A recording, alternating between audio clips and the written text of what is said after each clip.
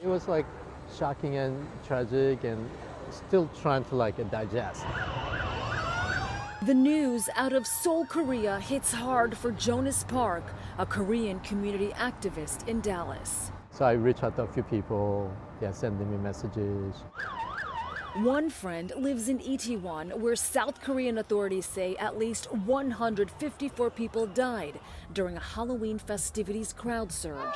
You don't think about things like that will happen in Korea. Oh my God, oh my God. Authorities say the victims were mostly in their teens and 20s, and at least 19 foreigners were killed. Filled with a lot of young people, lots of energy. There are a lot of small bars and shops. Officials say many of the victims suffocated in narrow hallways. And then the emergency services arrived, and they were just pulling bodies out and just dumping them on the street. Nathan Tavernidi is from Australia. He tried to help his friend. I saw both of my friend's hands. Yerim Kim, she was at the bottom. And I just was grabbing her hand saying, I'm gonna get you out. But then she disappeared.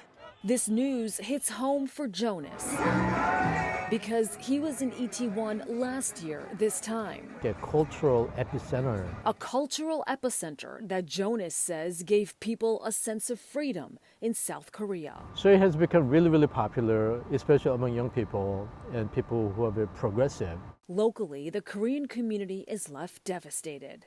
I spoke to a leader at the Korean Central Methodist Church in Irving, where they tell us this morning's service was dedicated to those who lost their lives in Seoul, Korea. And Park tells us he's also reached out to community leaders where they plan on doing something for those who lost their lives. As a fellow Korean person, also who lived close by for many years, my heart goes for all the family members and their friends, because they're very tightly woven kind of like a society. In Dallas, I'm Malini Basu.